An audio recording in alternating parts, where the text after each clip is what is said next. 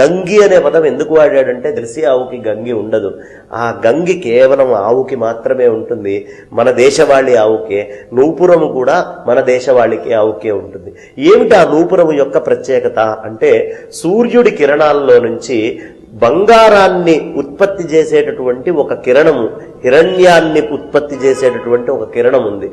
అది భూమిలోకి చొచ్చుకుపోవటం వల్ల ఒక ప్రాంతంలో బంగారం కింద మారుతుంది. అయితే ఆ సూర్యుడిలోంచి వచ్చే ఆ కిరణాన్ని కేవలం ఆవు తన నూపురంతో మాత్రమే గుంజుకోగలదు. ఇంకా వేరే దేనికి బయట నుంచి ఆ నూపురంలోకి గుంజుకోగలిగే శక్తి లేదు.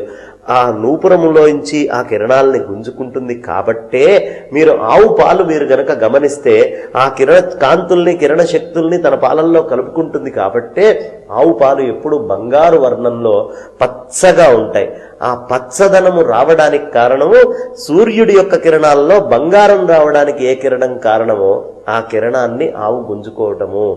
ఆ పాలు గనక మనం తాగినట్లయితే మనకున్నటువంటి పరిపూర్ణమైనటువంటి రోగాలన్నీ కూడా పోతాయి. దీంట్లో అనుమానం ఏమీ లేదు. విచిత్రం ఏమిటంటే మీకు మిగతా ఏ ప్రాణి పాలైనా సరే దాని పిల్లకి మాత్రమే సరిపోతాయి. ఈ విశ్వంలో అన్ని జీవరాశులకి సరిపోయేటటువంటి పాలు ఏవి అంటే సైంటిఫికల్ గా కూడా రుజువైనటువంటి విషయము ఒక్క ఆవు పాలు మాత్రమే. అందుకనే దాన్ని గోమాత అన్నాము.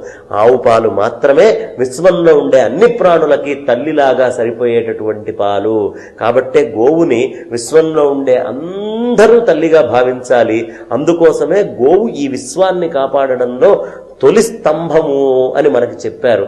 ఇవాళ భారతదేశంలో మనం అందరము కూడా క్లైబ్యము అనే పరిస్థితుల్లో జీవిస్తున్నాం. క్లైబ్యము అంటే చేతగానితనము, శిఖండిలాగా బతకటము, అటు ఇటు కాకుండా, అటు మగా కాకుండా ఆడా కాకుండా జీవించటము అనే స్థితిలో ఉన్నాము అని చెప్తున్నారు. ఎందుకు కారణము? దీన్ని చెప్పడానికి కారణం ఏమిటి అంటే మానస సరోవరము మనందరికీ కూడా పితృస్థానము, మాతృస్థానము. అక్కడ పార్వతీ పరమేశ్వరులు ఉంటారు. అది చైనా వాడు ఆక్రమించుకున్నా అంటే మన తల్లిదండ్రుల్ని ఇంకొకటి ఆక్రమించుకున్నా మనం ఏమీ చేయలేనటువంటి క్లైబ్య పరిస్థితుల్లో ఇవాళ కూర్చున్నాం. ఆ క్లైబ్యం మనకు వచ్చింది భారతదేశానికి. అయితే ఈ క్లైబ్యం నుంచి బయటపడాలంటే ఏం చెయ్యాలి? గోవు యొక్క ఆరాధన చేస్తే ఆ క్లైబ్యం నుంచి మనమందరం కూడా బయటపడతాం.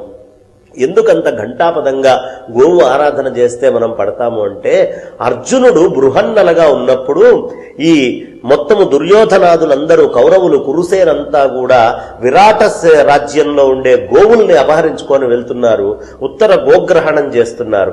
ఎప్పుడైతే అర్జునుడు ఈ గోవుల్ని నేను కాపాడుతాను కురుసేనల నుంచి అనుకున్నాడో ఆయన బృహన్నలత్వం, ఆయన క్లైబ్యం నుంచి బయటపడి ఆయన మళ్లీ పూర్ణమైనటువంటి ఆయన శరీరాన్ని పొందాడు. మన భారతీయులు మళ్లీ మన మానస సరోవరాన్ని మనం తెచ్చుకోవాలి అంటే, ఆ క్లైబ్యం నుంచి బయటపడాలి అంటే గోవు యొక్క ఆరాధన చేస్తే ఖచ్చితంగా క్లైబ్యం నుంచి బయటపడి మన యొక్క మానస సరోవరాన్ని మళ్లీ మనం హస్తగతం చేసుకోవచ్చు. అందుకనే ఆవుని మించినటువంటి దైవం లేదు. ఎవ్వడు భారతదేశంలో ముందు నమస్కారం చేయాలన్నా గోమాతాకి జై అంటారు. మనకి నిత్యము మంత్రాలు చదివేటటువంటి బ్రాహ్మణోత్తములు కూడా గోబ్రాహ్మణేభ్య శుభమస్తు నిత్యం లోకా సమస్తా సుఖినో భవంతు అంటారు.